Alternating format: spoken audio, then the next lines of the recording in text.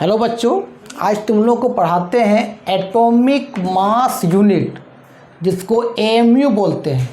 इसी को आजकल बोलते हैं यूनिफाइड मास, जो सिंपली यू से डिनोट करते हैं। एटॉमिक मास है क्या चीज़?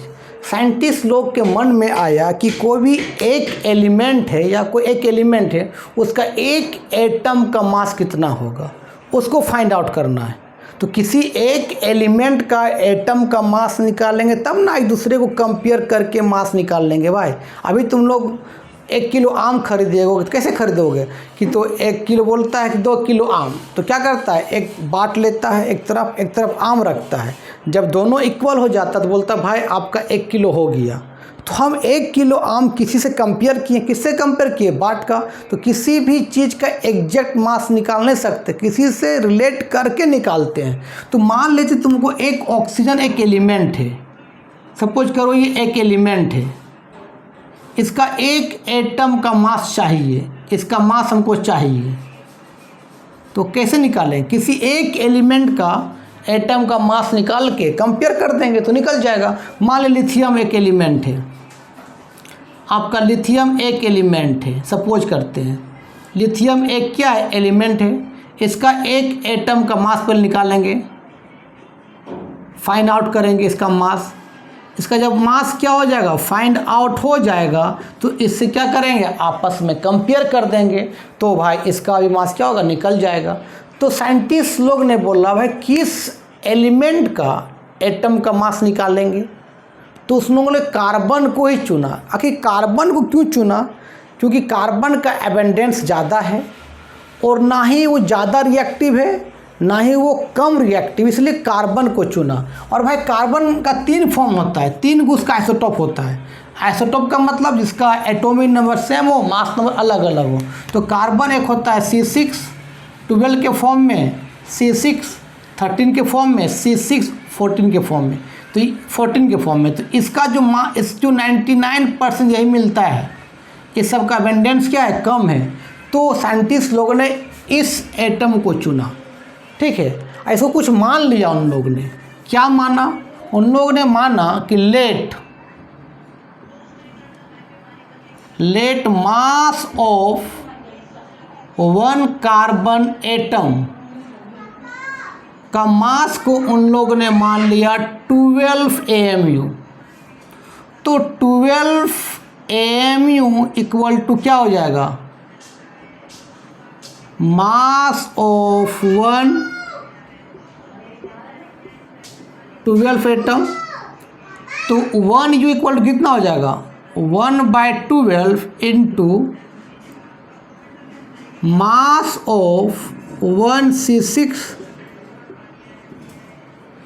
12 एटम। कि एक एटम का जो कार्बन का मास होगा उसको 12 से क्या करेंगे, डिवाइड कर देंगे।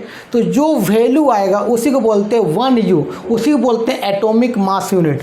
मान ले कार्बन है, एक कार्बन का एटम है, बड़ा सा एटम है, इसका मास हम फाइंड आउट कर लिए, सपोज करो इसका मास हम फाइंड आउट कर लेंगे और इसको 12 से डिवाइड कर दें, मतलब 12 पार्ट कर देंगे। 12 पार्ट में जो एक पार्ट ये निकला, इसी बोलते हैं यूनिफाइड मास, 1U बोलते हैं, इसी को बोलते हैं 1U। क्या बोलते हैं, 1U। और 1U में कितना ग्राम होता है वो निकाला, और इसी एक पार्ट से, कार्बन का 12 पार्ट में एक पार्ट से क्या किया, दूसरे एलिमेंट का एटम का मास क्या किया, मेजर किया। बताते कैसे किया। सबसे पहले हम क्या निकालेंगे, एक कार्बन एटम का मास निकालेंगे। कैसे निकालेंगे? With the help of mole concept. तो हमको मालूम है कि वी नो डेट, क्या मालूम है कि क्या मालूम है, 1 mole of carbon C612 atom, या 1 मोल ऑफ कार्बन कितने एटम होता है बता, 6.022 इंटू 10 के पावर 23 एटम्स होता है, ठीक। और कितना ग्राम होता है, 12 ग्राम, उसका एटॉमिक मास किस में, ग्राम में। तो इतना एटम कार्बन का वजन 12 ग्राम है। तो भाई एक एटम्स का कितना होगा, तो एक एटम का मास कितना होगा, मास ऑफ 1C6 12 का एटम का मास कितना होगा बताओ? 12/6.022 इंटू 10 के पावर 23 किसमें? इन ग्राम। कि इतना एटम का वजन कितना है? 12 ग्राम। मतलब इतना एटम क्या है? Atoms of carbon. इतना एटम्स मतलब 1 मोल में इतना एटम्स ऑफ कार्बन है और उसका वजन कितना है? 12 ग्राम। तो एक एटम का मास कितना हो जाएगा? 12/6.022 इंटू 10 के पावर 23। इसी को हम बोलते हैं 12, इसी को बोलते हैं एवोगाड्रो नंबर। तो उसको लिख सकते हैं हम लोग Na। एक क्वेश्चन इसको क्या मान लो? 2 मान लो, ठीक है। इसको 2 किसमें? इन ग्राम में। इसको इक्वेशन 2 मान लो यहाँ पर। और 2 का वैल्यू 1 में पुट कर दो। तो पुट करो, पुट कर देते हैं। क्या है बताओ? 1U मास ऑफ 1 कार्बन कितना है बताओ? 12 बाय कितना? 6.022 इंटू 10 के पावर 23 बाय नीचे कितना है? 12 है तो 12 होगा। इन किस में? ग्राम में। ये डिवाइड कहाँ चला जाएगा? मल्टीप्लाई में चला जाएगा। तो बता क्या होगा बोलो? 1U इक्वल टू 12/6.022 इंटू 10 के पावर 23 इंटू कितना हो जाएगा? 1/12।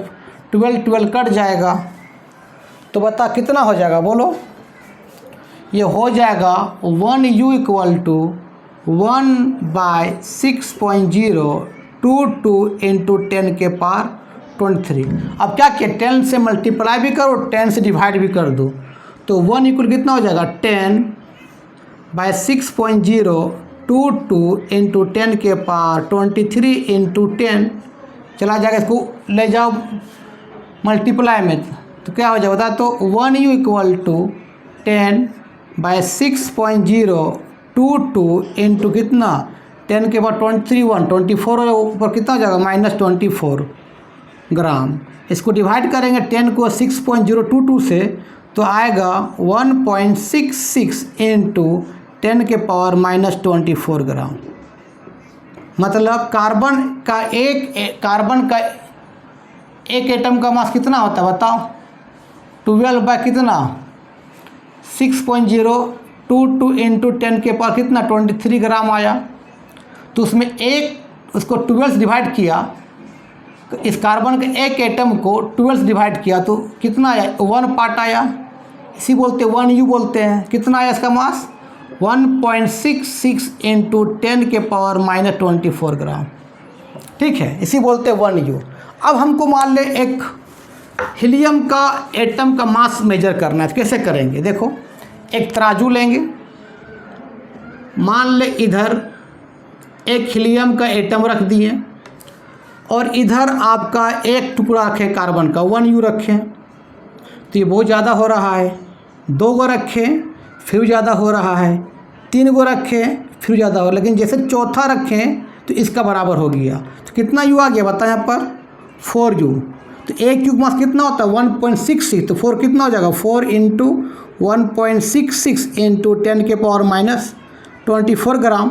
तो हीलियम का मास भी कितना हो जाएगा बता? 4U मिल कितना? 4 इंटू 1.66 इंटू 10 के पावर -24 ग्राम आया। तो हीलियम का मास क्या कही है? एटम मास मेजर कर लिए। अगर मान लो हमको निकालना पड़ता क्या? लिथियम का, तो क्या करते? उसी तरह करो कि आप एक बैलेंस लेते हैं इस तरह से। इधर क्या रखेंगे बता? हम लोग लिथियम का एटम रखेंगे। इधर क्या रखेंगे हम लोग? 1U रखेंगे। एक टुकड़ा रखें, ये मास ज़्यादा हो जा रहा है। 2 टुकड़ा रखें फिर भी इसका मास ज़्यादा हो रहा है। 3U रखें फिर भी ज़्यादा हो रहा है। 4 रखें फिर भी ज़्यादा हो रहा है। 5 रखें फिर भी ज़्यादा, 6 जैसे रखेंगे इसके बराबर हो गया। मतलब 6U इक्वल क्या हुआ? लिथियम का एक एटम का मास हुआ। तो इसका मास कितना हो जाएगा बताओ? लिथियम कितना हो जाएगा बताओ? 6U हो जाएगा। तो 1U का मास कितना हो जाएगा? 1.66 इंटू 10 के पावर -24 ग्राम।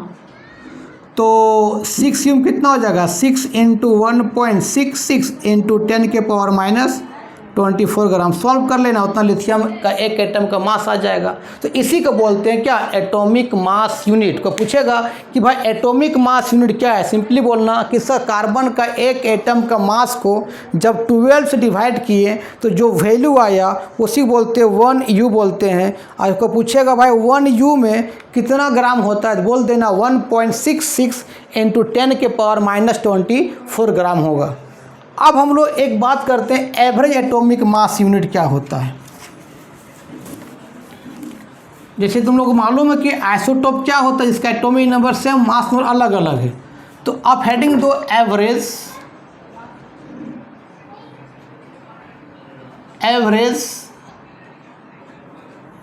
Atomic mass unit. जैसे क्लोरीन जो होता है, एक क्लोरीन एटॉमिक नंबर 17 होता है, मास होता है 35, जिसका एबेंडेंस होता है आपका 75%। एक क्लोरीन होता है जिसका एटॉमिक नंबर 17 होगा और मास और कितना हो जाएगा आपका 37 हो जाएगा, जिसका एबेंडेंस होता है 25%। तो एवरेज एटॉमिक मास कैसे निकालेंगे, कैसे निकालते हैं, तो एवरेज एटॉमिक मास कैसे निकालते हैं, मास नंबर इंटू 75 बाय कितना 100 प्लस 37 बाय कितना 25/100। इसको 35 और 75 को मल्टीप्लाई कर दो तो इसको मल्टीप्लाई करने से आएगा 2625/100 और 37 को 25 से क्या करो मल्टीप्लाई करो तो ये ऐसे 37 नहीं, इसको 36 होता है ये, तो ये 36 हो जाएगा। ठीक है 36 नहीं 36 नहीं, आपका 37 ही होता है, 37 होता है।